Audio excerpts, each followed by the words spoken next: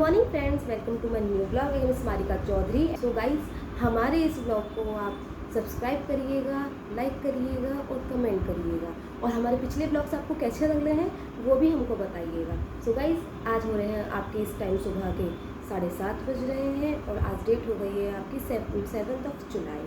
So guys, good morning आप सभी को।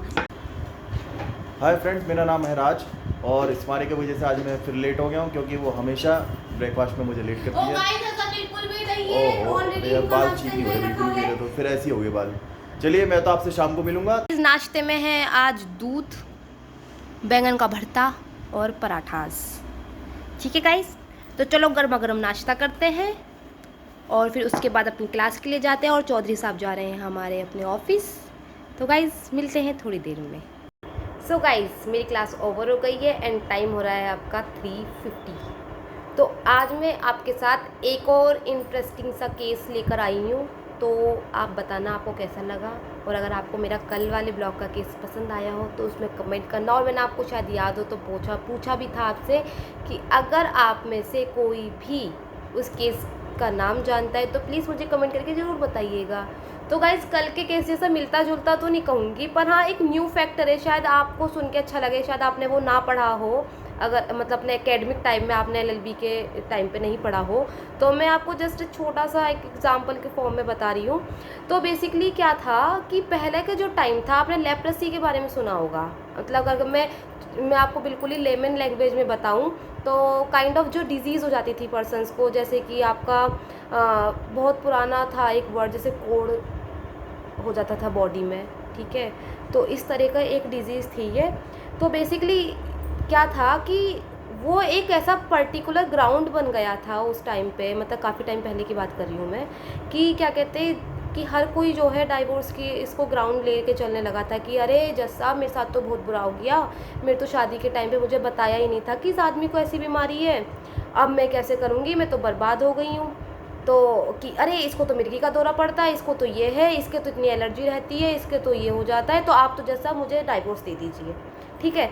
तो इसके अंदर ये अमेंड हुआ था, इसके अंदर ये मॉडिफाई हुआ था कि देखिए, अगर आपके साथ लेप्रेसी है किसी पर्सन को, आपके पार्टनर को, तो आप ये नहीं कि मुंह उठा के उसको लेप्रेसी हुई, उसको प्रॉब्लम हुई, उसको कोई डिजीज़ ऐसी हुई तो आप मुंह उठा के पहुंच के कोर्ट की नहीं जी मुझे तो अब डाइवोर्स चाहिए, मैं इसके साथ नहीं रह सकती या मैं इसके साथ नहीं रह सकता, ठीक है। तो यहाँ पर आया था उस टाइम पे कि अगर आपकी क्योरेबल, मतलब कि कुछ टाइम पीरियड बाद या 1 महीने, 2 महीने, 4 महीने, 6 महीने में ठीक होने वाली कोई ऐसी बीमारी हो गई है, कोई स्किन डिजीज़ हो गई है, कोई बॉडी पार्ट का कुछ ऐसा हो गया है, जैसे होता है, आप मैंने बताया था, मतलब बताया नहीं था कि जैसे एक पैरालिसिस का अटैक आता है, तो कुछ टाइम तक बॉडी के कुछ पार्ट्स होते हैं जो थोड़ा वर्क करना थोड़ा कम कर देते हैं। ये नहीं कि वो बिल्कुल ही डैमेज हो जाते हैं, हो भी जाते हैं, पर कुछ सीन में ऐसा होता है ना।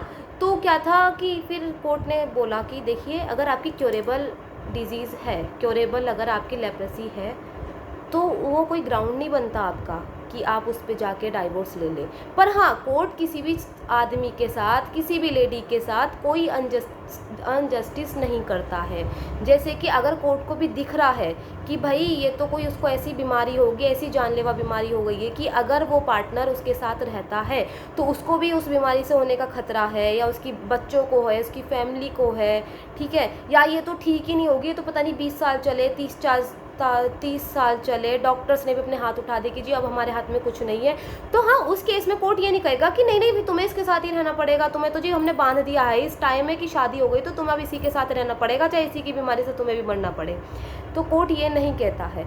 तो इस चीज़ की शुरुआत जो हुई थी, तो क्या था कि आपको भी पता है, जब कोई नया लॉ आता है तो लोग उसके यूज़ के लिए या फिर उसको जो ना अब्यूज़ करने के लिए एक नई ट्रिक्स निकाल ही लेते हैं। मतलब मैं ऐसे ऑफेंसिव मत होना गाइज़, मैं जस्ट आपको बता रही हूँ कि होता है ऐसे, क्योंकि हम लोग खुद ये करते हैं कि अरे लॉ बने हैं तोड़ने के लिए तो बने हैं। हम भी फ्लो में बहुत, मैंने भी सुना है कभी कभी, चलो रहने दो, मैं तो नहीं बोलती हूँ, तो हमने सुना है, काफ़ी हो जाता है ये।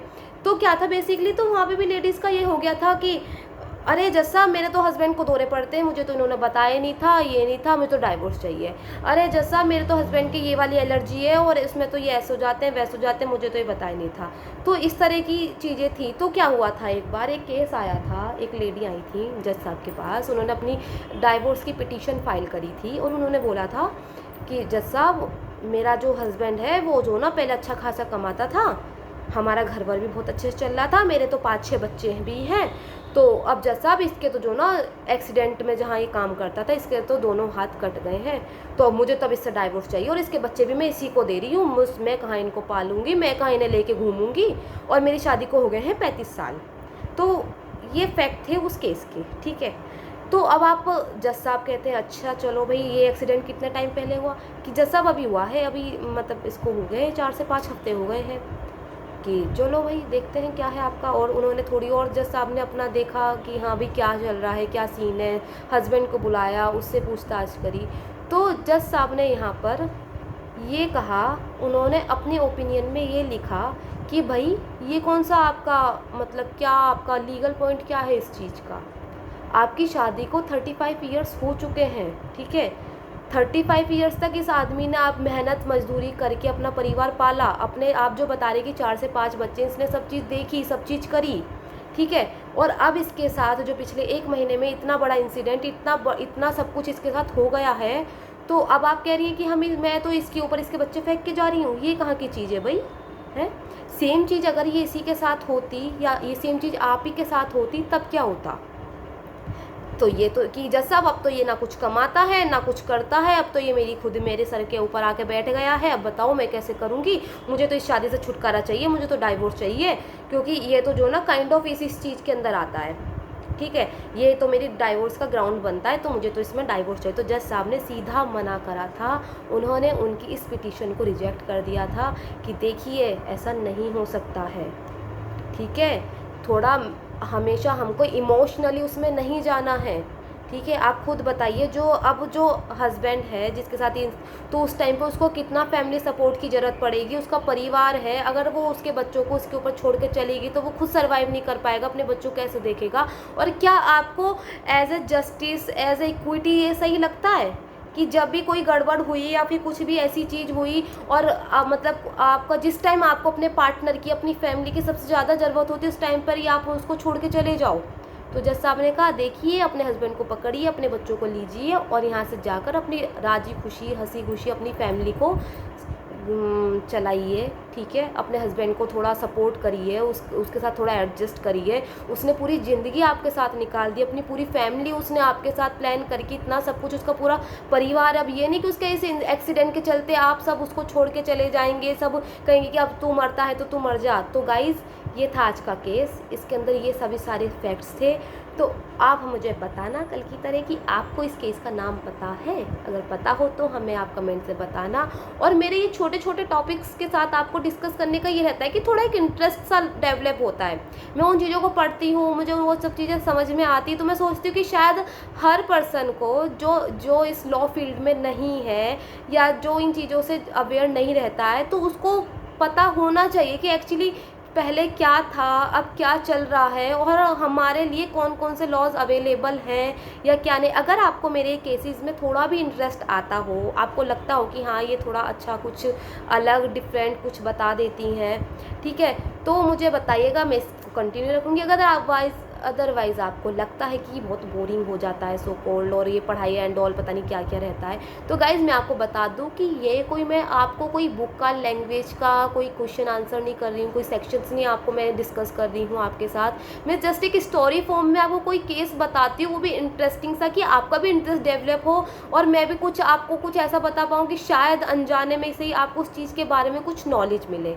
तो गाइज़ आपको कैसा लगा मेरा आज का ये वाला छोटा सा सेशन, तो मुझे बताइएगा। अब हम मिलते हैं थोड़े टाइम में शाम। सो गाइज ये है हमारे पेट्स की नाइट वॉक का टाइम और ये देखिए ये सारे मस्ती कर रहे हैं, हम सारे फैमिली मेम्बर्स अब नाइट वॉक पे निकले हैं। देखिए वो आ रहे उधर से दौड़ते हुए, और देखो एक ये है हमारी जेरी। इस समय रात के बज रहे हैं 10 और हम नाइट वॉक पाए हुए हैं, हमारे पेट्स भी हमारे साथ हैं। आज समय से डिनर हो गया और हम फिर नाइट वॉक के लिए निकल गए, बस घर पहुंचने वाले हैं। आज का ब्लॉग यहीं एंड करते हैं। अगर आज का ब्लॉग अच्छा लगा हो तो सब्सक्राइब करें, लाइक करें और शेयर करें।